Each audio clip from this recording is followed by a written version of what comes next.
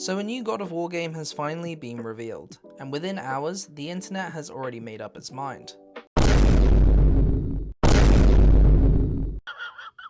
Not about the gameplay, not about the world, not about what Santa Monica Studios is actually building here, but about the fact that you're not playing as Kratos, you're playing as Faye. Wait a minute! Who are you? And that alone has been enough for a lot of people to call this a bad idea, or worse, write the game off completely. Now I get why the reaction exists. Kratos is God of War. For almost 20 years, he's been the face of this franchise, and one of the most recognizable characters in gaming, full stop. Aww. So cute! So cute! So when you take him out of the playable role, even temporarily, people are gonna feel that shift. That's normal. And look, you don't have to be excited about that change. You don't even have to think that it's the right move. But I do think that there's a difference between being cautious and just deciding to write the game off completely before we've even really seen what it's about. Because from what was shown at the PlayStation event, this doesn't look like a side project or a downgrade. It looks like Santa Monica Studios is swinging big again.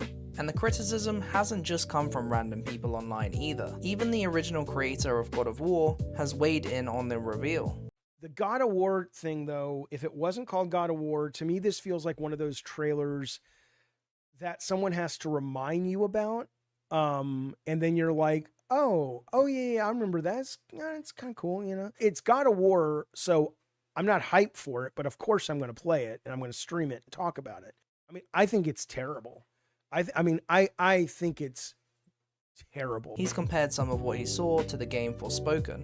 Boom, roasted. And questioned the direction of the game, which obviously got people talking. He's never been shy about criticizing the new God of War games and sharing his opinion on where he thinks the franchise should go. If you're going to build a brand new IP, or you're going to build a character into the God of War lore, and that character is struggling or dealing with your problems that a lot of you guys that have gotten older and girls at the studio have dealt with, that's wonderful. Do that shit all day long.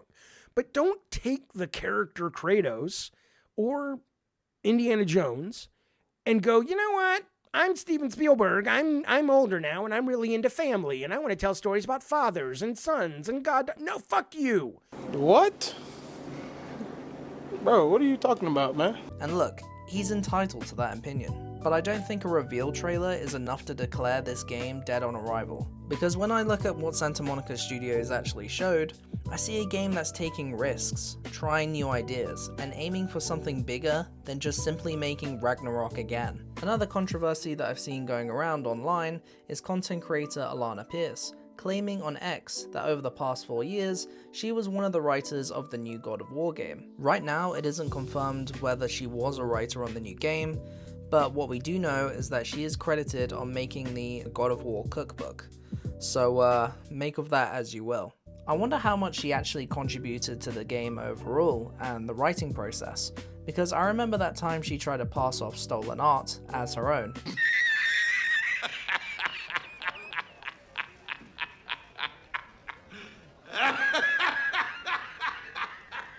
Liar! So I wouldn't put it past her to over-exaggerate her involvement. I don't believe that she has any writing experience or credentials, none that I could find on the internet anyway. If she did write part of the game, then fair play, honestly. I'm pretty sure 99% of us would jump at the opportunity to write a God of War game.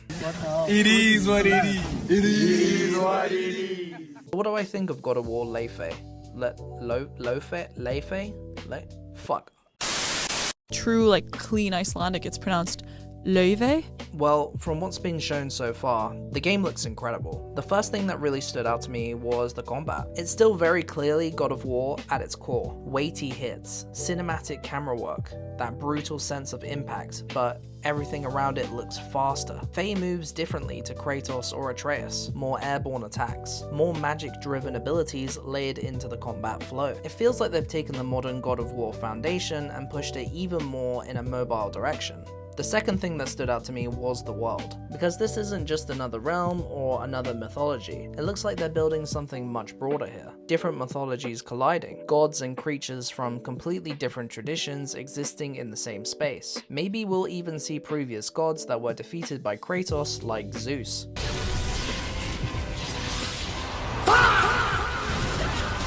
There's this sense of scale that's been widened again after Ragnarok closed out the Norse arc. And that's a smart move, because one of the biggest questions after Ragnarok was simple.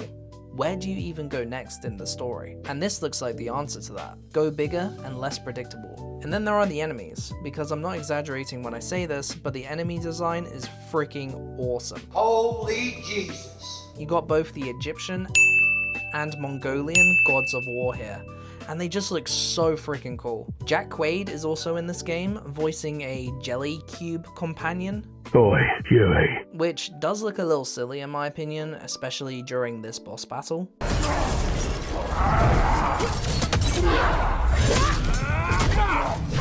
That was diabolical! I can already tell that it's going to be goofy most of the time. The dialogue and the voice acting also seems a little cringy to me. And you're a talking sword.